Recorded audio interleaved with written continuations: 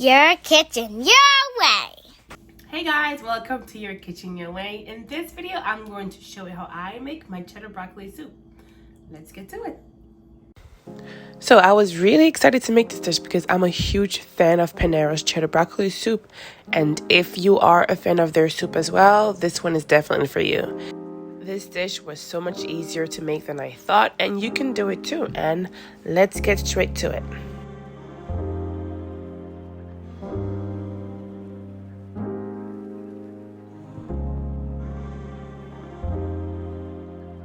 To start off, I'm going to prep my veggies. Here's my broccoli. I'm going to chop them to bite-sized pieces.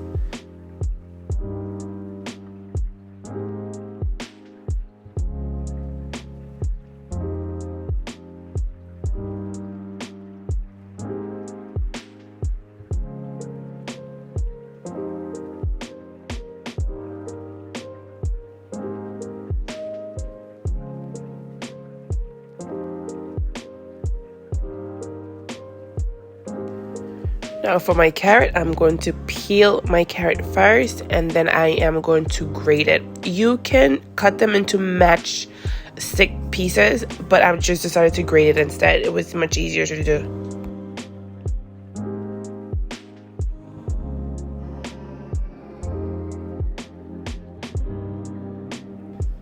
Next, I am going to chop my onion. You can either use yellow onion or white onion. I only had white onion at hand. I'm going to use that.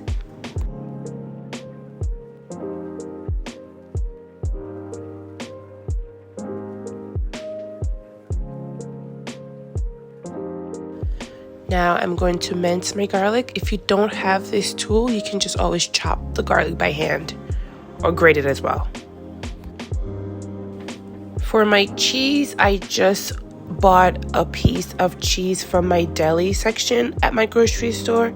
I asked them to cut it for me and not slice it so I can grate it at home myself. This was cheddar cheese.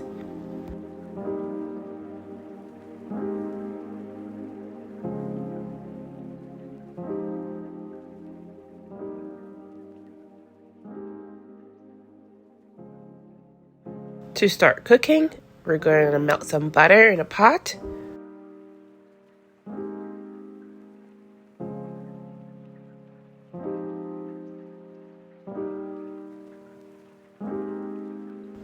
Now we're going to add the chopped onion, and we're going to cook the onion until they're translucent. Once my onion is translucent, I will then add my minced garlic and cook for about 1 minute. Now it's time to add in my milk. Then I'm going to add in my chicken broth. Now I give everything a good mix and I added my broccoli and I'm going to let this cook for about 10 minutes. If you cover this, watch out for it because it does boil up and make a mess, so keep an eye on it.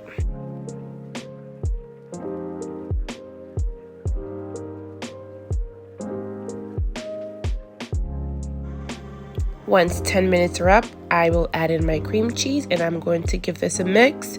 To break apart the cream cheese, I'm going to lower my heat and put the lid on and cook this for another 5 minutes.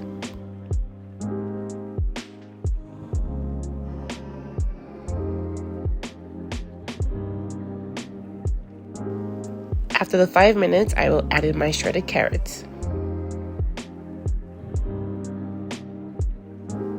as well as my spices, and I'm going to mix until combined. Once combined, I will cook this for another 10 minutes. And remember, if you're enjoying my content, don't forget to like and subscribe. Now it's time to add in my cheddar cheese. And I'm going to give this all a good mix.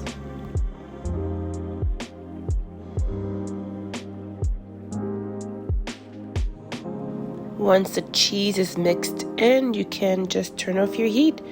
And it's ready, guys. And this is it.